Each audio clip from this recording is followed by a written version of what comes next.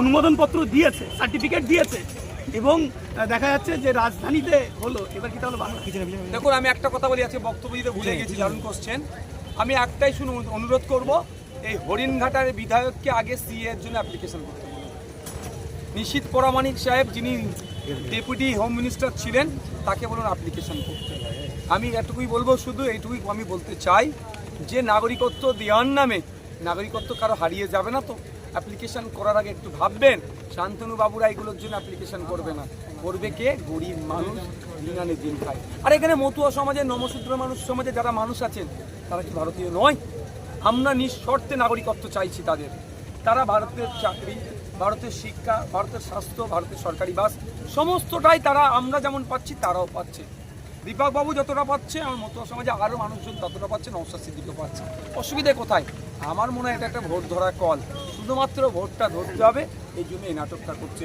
পাকিস্তান থেকে গত 3 বছর আগে 200 জনের একটা কাফেলা, একটা টিম এসেছিল ইন্ডিয়াতে, তাদের জমি জায়গা সব বিক্রি করে দিয়ে নাগরিকত্ব নেওয়ার জন্য।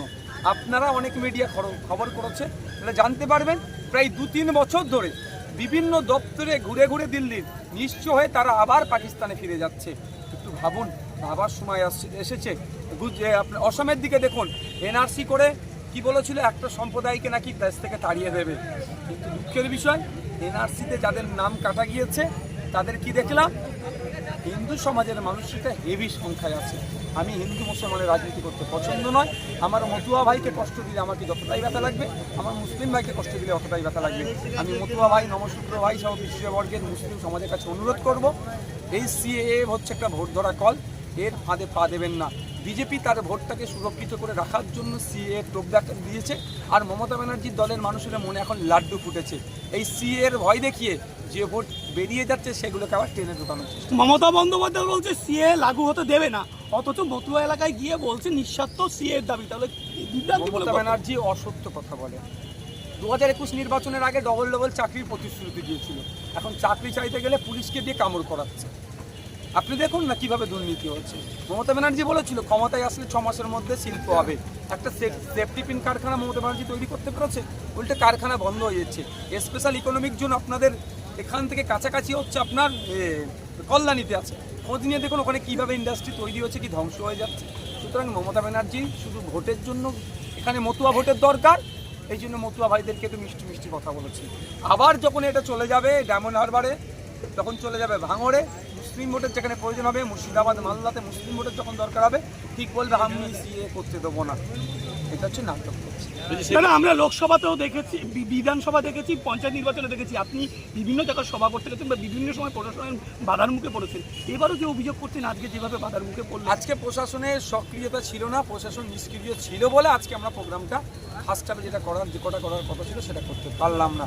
প্রশাসন বিরোধী যারা রাজনীতি করছে এবং যার রাজনীতিতে শাসকের চোখে চোখ রেখে যারা কথা বলছে, শাসক প্রশাসনকে কাজে লাগিয়ে বা গুন্ডা, যেখানে প্রশাসনকে কাজে লাগালিয়ে সম্ভব হবে সেখানে প্রশাসনকে কাজে লাগাচ্ছে, যেখানে গুন্ডামস্তানকে দিয়ে কাজ করা যাবে সেখানে গুন্ডামস্তানকে দিয়ে আমাদের আটকানোর চেষ্টা করছে। তবে একটা কথা বলে রাখি, আমি প্রশাসনের উদ্দেশ্যে বলবো, তৃণমূলের গুন্ডামস্তানদের উদ্দেশ্যে বলবো, তৃণমূলের উদ্দেশ্যে বলবো, পৃথিবীর বিপ্লবের ইতিহাস যদি এরা না পড়ে, একবার পড়ে নিতে বলবো। পৃথিবীর বিপ্লবের ইতিহাস দেখলে দেখা যাবে পুলিশ গুন্ডামস্তান দলের ক্যাডারদেরকে দিয়ে কোনো পৃথিবীর বিপ্লবকে আটকে রাখতে পারেনি।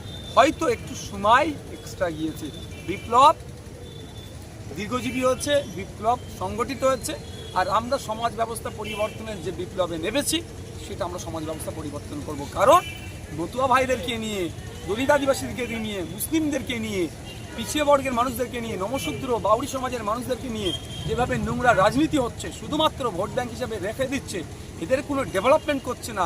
যেখানে মতুয়া আছে, নমশূদ্র